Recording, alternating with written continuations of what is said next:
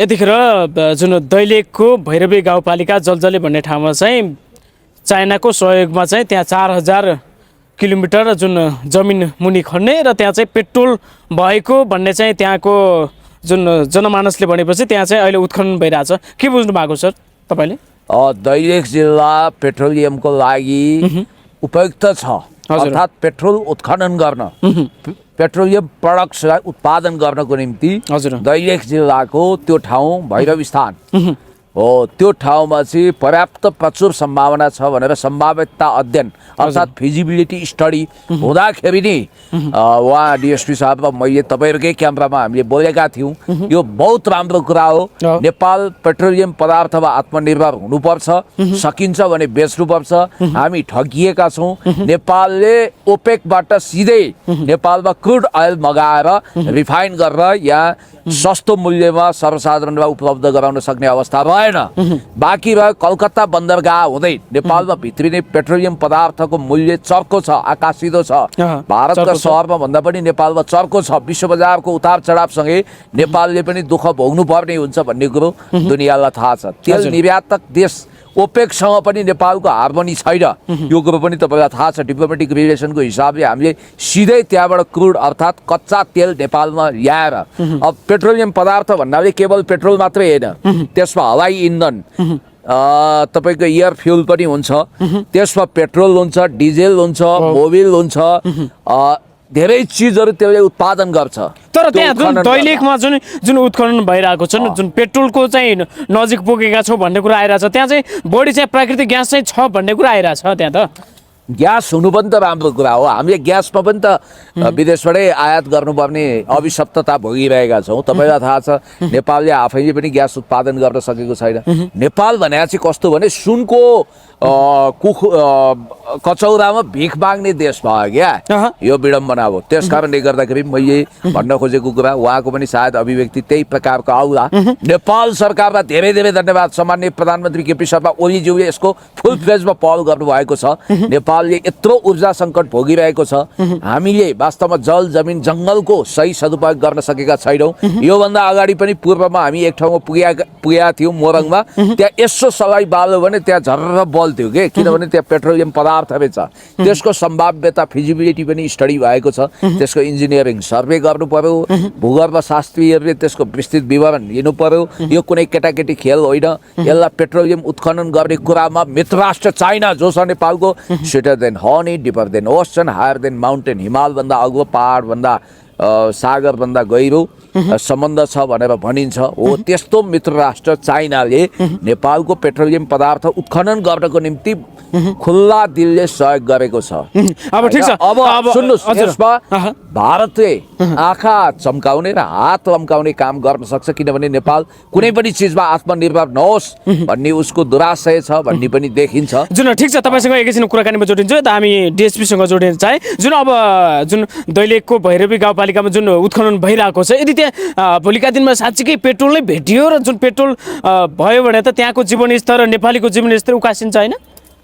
मूलत के त भन्दा यो चाहिँ के नेपाल प्राकृतिक सम्पदाले ओतप्रोत भएको विश्वकै चाहिँ के भन्दा सबल समृद्ध र प्रकृतिको देनमय राष्ट्रको रूपमा रूपान्तरित भएको अवस्था हो। यसमा चाहिँ के भन्दा यो नेपालको अस्थायी सरकारमा स्थायित्व चाहिँ राजनीतिक नभएकै कारण चाहिँ भन्दा कुनै पनि नेतृत्वले सही रूपमा आफ्नो कार्य सम्पादन गर्न नसकेको अवस्था हो। मूलत यो चाहिँ के भन्छ दैलेखको चाहिँ 45 रोपनी जग्गामा भैरवी चाहिँ गाउँपालिकाको जलजले भन्ने स्थानमा चाहिँ के भन्दा विगतमा त्यहाँ पेट्रोल छ, ग्यासको नै भनौँ ज्वाला निस्केर बोलेको अवस्था थियो। र त्यसमा चाहिँ के भन्दाखेरि अब विभिन्न चाहिँ के भन्दा वैदेशिक हस्तक्षेप र नेतृत्वहरूको चाहिँ के भन्दा लापरवाही र चाहिँ भनौँ एउटा जवाबदेहीपूर्ण भूमिका नभएको हुनाले स्थगित रहेको अवस्थामा अहिले आएर चाहिँ भनौँ चीनले 2 अर्ब 50 करोडको लगानीमा नेपाली चाहिँ के भन्दा वैज्ञानिकहरू, भूगर्भविदहरू, चाइनाका चाहिँ इन्जिनियर भनौँ विज्ञहरू समेतले चाहिँ के भन्दा समुद्री मार्गबाट ठुल्ठुला इक्विपमेन्टहरू लिएर बाटो खनेर अहिले ड्रिल गर्दाको अवस्थामा 4000 चाहिँ मिटर ड्रिल गरिसकेपछि पेट्रोल आउने अवस्था प्रचुर देखियो र त्यो उत्खननकै क्रममा त्यहाँ ग्यासको पनि के भण्डारण भएका अवस्था पनि विद्यमान रहे। त्यसैले अझै चाहिँ के भन्दा तपाईँको चाहिँ 3070 मिटर चाहिँ ड्रिलले उत्खनन भएको अवस्था छ।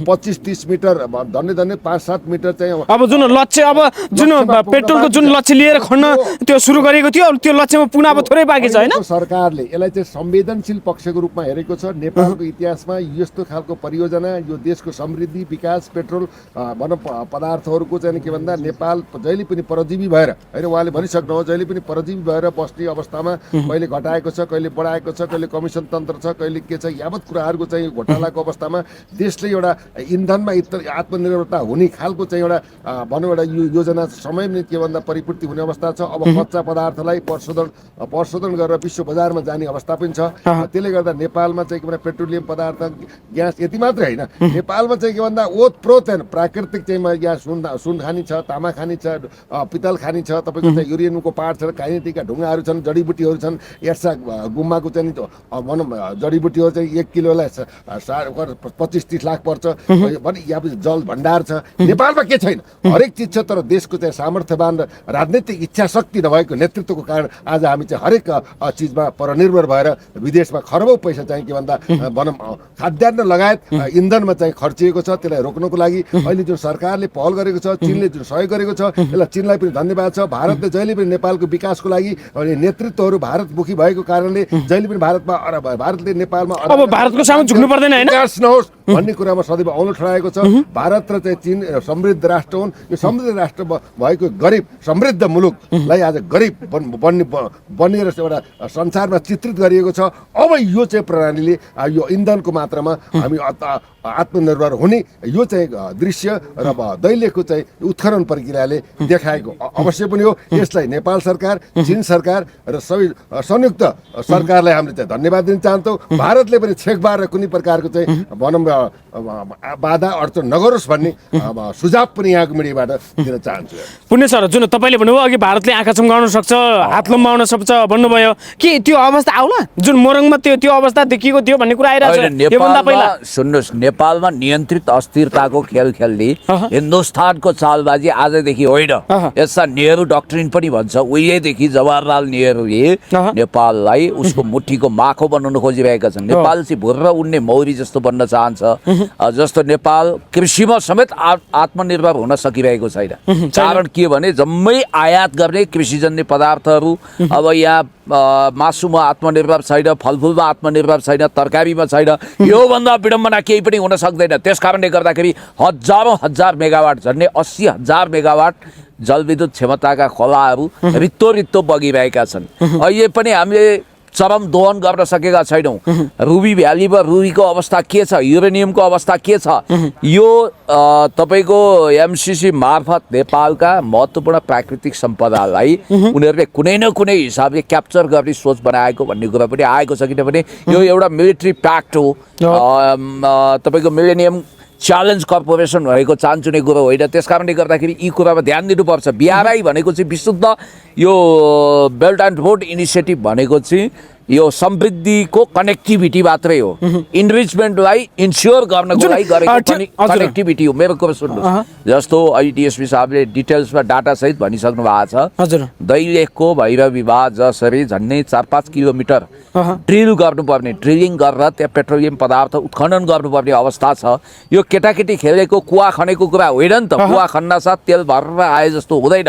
अब तेल हेर्नुहोस् यहाँ हामीलाई अलकत्रामा पनि हामी आत्मनिर्भर छैनौँ। त्यहाँबाट अलकत्रा पनि उत्पादन हुन्छ हवाई इन्धन उत्पादन हुन्छ पेट्रोल उत्पादन हुन्छ मट्टीतेल उत्पादन हुन्छ डिजेल उत्पादन। यसलाई यो जुन अहिलेको यो दुईटिया सरकारले कसरी हेरेर आएको छ जुन यो अहिले जुन एमाले काङ्ग्रेसले जुन नेतृत्व गरिरहेको छ सरकारको देशको नेतृत्व भइरहेको छ अब कसरी हेरेको छ त्यहाँ अरबौँ अरबको लगानी चाइनाले गरिदिएको छ। किन गर्यो भने ऊ चाहन्छ नेपाल समृद्ध होस्। कतिले भन्दैछन् फेरि केही स्वार्थकै लागि चाहिँ यी नेताहरूले बेच्न सक्छन् कसैले सम्झौता गरिदिन सक्छन् भन्ने शङ्कालाई गरिरहेका छन्। त्यो केटाकेटी शङ्का उपशङ्का जागिरहेका योभन्दा पहिलाका कलकारमा देख्नु नगरौँ के त्यसरी बेच्ने भने घडेरी हो र त्यो अनि त्यो जग्गा हो र त्यहाँ कुवा देख्नु भएन योभन्दा पहिला नेपालका नदी नाला सबै अर्कैका हातमा छन्। त्यो त सन्धि सम्झौताका कुराहरू थिए के थियो लिजको कुरा थियो त्यो बेग्लै हो। तर हाम्रै भूगोलमा भएको त्यो खानी उत्खनन गर्न ड्रिलिङ मेसिन हाल्नुपर्छ, त्यहाँ कति कामहरू गर्नुपर्छ, कति इक्विपमेन्ट लिनुपर्छ, समुद्री मार्गबाट त्यो ल्याइएको छ, त्यो महँगो, त्यो सफिस्टिकेटेड,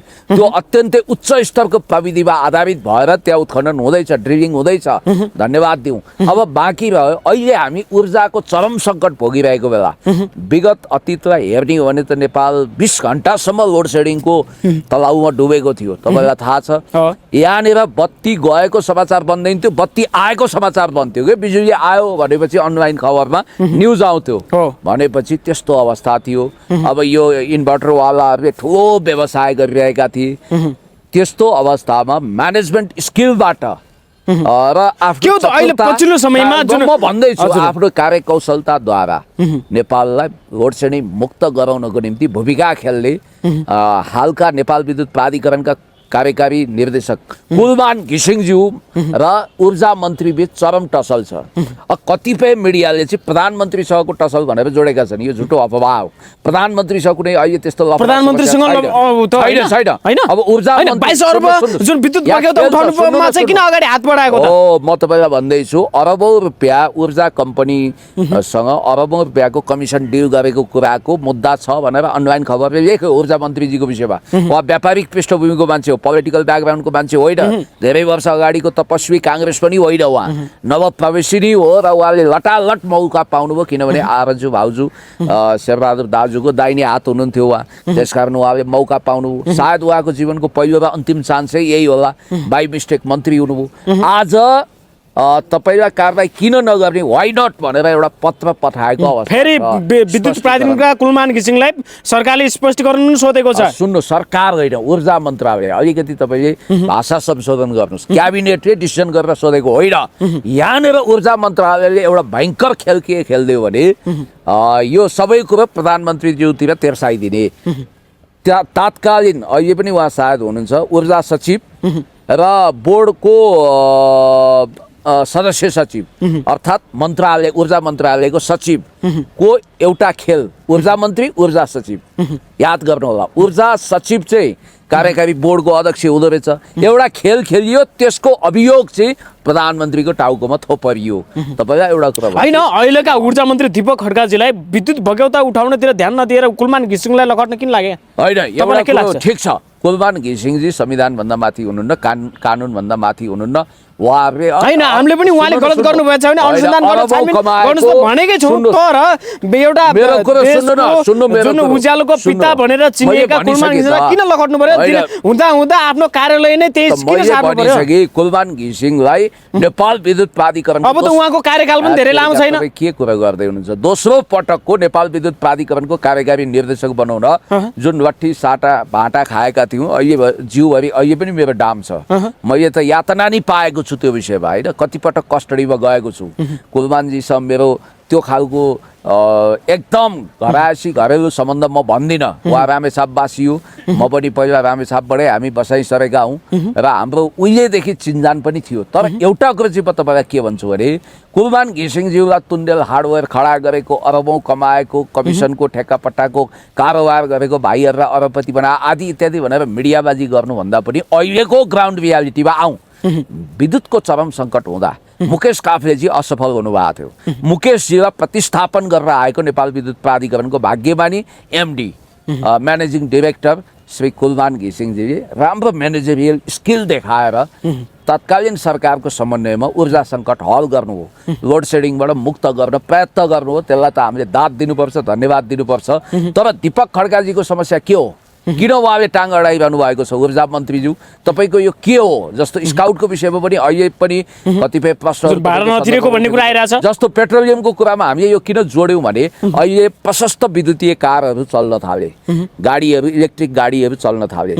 इलेक्ट्रिसिटी भने चाहिँ पेट्रोलियम पदार्थको वैकल्पिक ऊर्जा पनि हो, किनभने पेट्रोलियम पदार्थबाट हामी आत्मनिर्भर हुन नसकेको अवस्थामा नेपालबाट धेरै मेगावाट बिजुली उत्पादन भएर नेपालको लोड सेडिङको सङ्कट मुक्त हुने, नेपाल लोड सेडिङबाट मुक्त हुने, त्यसपछि विद्युतीय ऊर्जाको म्याक्सिमम खपतद्वारा प्रदूषण पनि कम गर्ने र विदेशी कम्पनीहरूमा विदेशी सरकारसँग नेपालको पैसा जाने जुन सिलसिला छ, खरबौँ रुपियाँ हामी वार्षिक रूपमा खरबौँ रुपियाँ चुक्ता गर्छौँ। भारतीय तेल कर्पोरेसन र हामीले ऑयल कर्पोरेसन र हामीले त्यो सबै बच्छ हैन? यदि नेपालमा पेट्रोल खानीबाट नेपाल सरकारले जति लगानी गर्थ्यो त्यो सबै बच्ने भयो। हो, त्यो बच्छ र उत्खनन गर्न सकियो भने अझ हामीले बाहिर निर्यात पनि गर्न सक्छौँ। त्यो अवस्था एउटा विद्युतमा हामीले छलाङ हान्नु छ, क्रान्तिकारी छलाङ र विकास गर्दै जानु छ। अर्कोतिर ऊर्जा सङ्कटलाई हल गर्नको निम्ति दैलेखमा सुरुवात भयो, त्यो एउटा नेसनल प्राइड मेगा प्रोजेक्ट भयो। त्यसै गरी देशैव्यापी यसरी खनिजहरू उत्खनन गर्न सकिन्छ। सुन खानी छ, यहाँ फलाम खानी छ, रामेछापको ठोसेमा फलाम खानी छ, रुबी खानी छ, के छैन यहाँ सब कुछ छ, त्यसको उत्खनन हुनुपर्छ। ठिक छ, हामी हाम्रो डिएसपी साहबतिर लागेमा जुन अहिलेका जुन ऊर्जा मन्त्री दीपक खड्काजीले विद्युत प्राधिकरणभित्रै जुन उहाँले चाहिँ कुलमान घिसिङ नभएको समयमा उहाँले आफ्नो कार्यालय सार्नु भएको छ, यसलाई कसरी हेर्नु भएको छ तपाईँले? मूलत के छ भन्दा दीपक खड्काज्यूसँग हाम्रो प्रति विरोध होइन, उहाँको नियत र प्रवृत्तिमाथिको प्रश्न हो। उहाँलाई चाहिँ मौकामा चौकाको दाउ परेको अवस्था हो, हाम्रो पुण्यजीले पनि भनिसक्नुभयो। उहाँ चाहिँ एउटा के भन्दा देशको ऊर्जा मन्त्री भएर चाहिँ के भन्दा आफै विवादमा परेर अहिले चाहिँ 16 अरबको चाहिँ यो ठेकापट्टाको लेनदेन अख्तियारमा मुद्दा पनि चलेका कुराहरू मिडियामा आइसकेको अवस्थामा आफै एउटा विवादित चरित्रको पात्र भएर चाहिँ स्काउट जस्तो चाहिँ उसमा भाडा नतिरेका कब्जा गरेका कुराहरू यावत कुराहरू विद्यमान छ। उहाँ विवादित व्यक्तित्व हो भने अहिले उहाँ विद्युत प्राधिकरणमा चाहिँ आफ्नै कार्यकक्ष तयार गरेर बाँकी बगौता नउठाउनको लागि अहिले कुलमान घिसिङ लाइट अफ द ल्यान्डको रूपमा हामीले चाहिँ उहाँको चाहिँ आन्दोलनदेखि लिएर विस्थापित गर्नुपर्ने दुई पटक चाहिँ हामी लडेको अवस्था पनि हो है। त्यसले गर्दा चाहिँ उहाँ त्यत्रो लोड सेडिङलाई अन्त्य गराउने एउटा पात्र भएको हुँदा अहिले चाहिँ एउटा व्यक्तिको पछि परेर देशलाई अन्धकारमय बनाउने परिस्थितिमा उहाँ जानुभएको छ। यो देश र दुनियाँ आफैको लागि नराम्रो पक्ष पनि हो। एकातिर यो चाहिँ वास्तवमा मूलत भन्नुपर्दा अहिलेको सम्मानित प्रधानमन्त्रीको चाहिँ यो चाहिँ गर्दा परिकल्पनाबाट 10 वर्षभित्र चाहिँ यो के भन्दा ऊर्जा चाहिँ मतलब यो लोड ऊर्जा सङ्कट हल गर्ने मुक्त गर्छौँ भन्ने उहाँकै चाहिँ एउटा चाहिँ अडानबाट भएको अवस्था पक्कै पनि हो, हामीले बुझेको जानेको यथार्थ कुरो। के भन्दा अहिले नेपालमा चाहिँ के भन्दा इलेक्ट्रिक गाडीहरू चलेका छन्, विद्युत उत्पादन तर यसरी कुलमान घिसिङलाई बारम्बार लखेटिनु, बारम्बार स्पष्टीकरण माग्नु कसरी हेर्नुहुन्छ यसलाई? यसमा चाहिँ के छ भन्दाखेरि यसमा के भन्दा नियत छ स्वार्थको, नियत छ पैसाको, नियत छ कमिसनको, नियत छ के भन्दा लोभको होइन, लोभ पापिष्य कारण पैसाको नियतले गर्दाखेरि यो खालको परिस्थिति जन्मियो। सत्य त बोल्नुपर्छ। अहिले स्पष्टीकरण पुनः सोधिएको अवस्था पनि छ। यसरी चाहिँ के भन्दा कुलमान ज्यूलाई जुन एउटा खेदो खन्ने अवस्था चाहिँ ऊर्जा मन्त्रीबाट भएको छ, यो देश र दुनियाँको लागि दुर्भाग्यपूर्ण भिन्नमना पनि हो। हामीले चाहिँ के भन्दा हाइड्रो भनौँ 80,000 मेगा क्षमता बराबरको 83,000 मेगावाट नेपालमा उत्पादन गर्न क्षमता भएको 83,000 भने पनि 1 लाख मेगावाट उत्पादन हुन्छ। त्यो उत्पादनले विश्व बजारमा जान्छ। यहाँको चाहिँ के हामीले ऊर्जा मात्र उत्पादन गरेर गाडी पनि त उत्पादन गर्नु पर्यो, गाडी पनि त उत्पादन गर्नु पर्यो नि त। त्यो गाडी त नेपालमै बन्नु पर्यो नि त। त्यतातिर पनि राज्यले सोचोस् भन्ने हाम्रो चाहिँ धारणा पनि हो। यस्तो चाहिँ विभिन्न खानीहरू प्राकृतिक सम्पदाहरू चाहिँ मोरग भन्नुहोस्, दैलेख भन्नुहोस्, मुगु भन्नुहोस्, रामेछाप भन्नुहोस् होइन, गुल्मी भन्नुहोस्, अब गराखाँची भन्नुहोस्, हरेक चाहिँ ठाउँमा के छ भन्दा यहाँ त एउटा ढुङ्गा एउटा बालु अब सुन फलेको छ क्या। त्यो हुनाले अब चाहिँ के भन्दाखेरि यस्ता चाहिँ के भन्दा यो लोभमा परेर एउटा सक्षम व्यक्तिलाई एउटा सिस्टमेटाइज तरिकाले अगाडि बढ्नुमा उपयुक्त हुन्छ। दीपक खड्काजीले जुन एउटा चाहिँ एउटा भनौँ आफै लज्जित हुने काम गर्नुभएको छ। उहाँको आफ्नो भनौँ राजनैतिक जीवन र चाहिँ व्यक्तिगत जीवनलाई पनि असर परेका कुराहरू छन्। यसमा चाहिँ अब राज्य सचिएर अब यो 2/3 सरकारले केही न केही देशका जनताहरूको भाग्य भविष्य निर्माण गर्नको लागि, प्राकृतिक सम्पदालाई संरक्षण सुरक्षित गर्नको लागि, राष्ट्रिय स्वाधीनतालाई जोगाउनको लागि, देशका सिमानाहरू मिचेका चिन्ता सुरक्षित राख्नको लागि, परजीवी भएर नबाच्नको लागि, हरेक कुरामा आत्मनिर्भर बन्नको लागि कृषि प्रधान देश भनेको छ। एउटा युरियाको मलको व्यवस्था गर्न सकेका छैन। आज डम्पिङ साइटको फोहोरमा चाहिँ 2 अरबको चाहिँ वर्षको खेल हुन्छ यी मेट्रोपोलिटन सिटी उपत्यकामा। त्यसमा पनि फोहोरमा राजनीति भएको छ। त्यो फोहोरबाट चाहिँ के भन्छ पेट्रोल निकाल्न सकिन्छ, ग्यास निकाल्न सकिन्छ, मल निकाल्न सकिन्छ, अनेक प्रकारका भनौँ कुराहरू अनुसन्धानबाट प्रमाणित गर्न सकिन्छ। त्यो हरेक पक्षमा हरेक ठाउँमा कर्मश चाहिँ के सरकारले एउटा विज्ञहरूको विशेष टोली बनाएर होइन अगाडि बढेर चाहिँ राष्ट्रलाई समृद्धि र विकासको तर्फ अगाडि लैजानु बाहेक विकल्प छैन। सधैँ एकले विरोध र अर्काले विरोध, एकलाई तान्ने अर्कोलाई घर्षड्ने मात्रै काम गरेर मिल्दैन। सबैलाई समेटेर देशको चाहिँ विज्ञहरू, विशेषज्ञहरू होइन, राजनीतिज्ञहरू होइन, एउटा चाहिँ देशको माया गर्ने चाहिँ व्यक्तित्वलाई पार्टीभन्दा माथि उठेर अहिलेको सरकारले के भन्दा सबैलाई समेटेर राष्ट्र निर्माणमा लाग्नु बाहेक विकल्प छैन। त्यसैमा अहिले पनि अब चाहिँ के भन्दा जति पनि भारतमुखी हुने हामी कहिलेसम्म परजीवी भएर बाँच्ने। एउटा स्वाधीन राष्ट्रलाई हाम्रा पुर्खाले सुरक्षित र संरक्षित दिएको राष्ट्रलाई सम्मानित तरिकाले नेपाली जनताले आफ्नो भाग्य र भविष्य निर्माण गर्न, राष्ट्रिय स्वाधीनता, राष्ट्रिय चाहिँ के भन्दा अखण्डता र राष्ट्रिय स्वाभिमान र चाहिँ के भन्दा परजीवीबाट भनौँ आफू आत्मनिर्भर हुन्छौँ भन्दा पनि हामी हाम्रो देशमा कसरी चाहिँ हरेक चाहिँ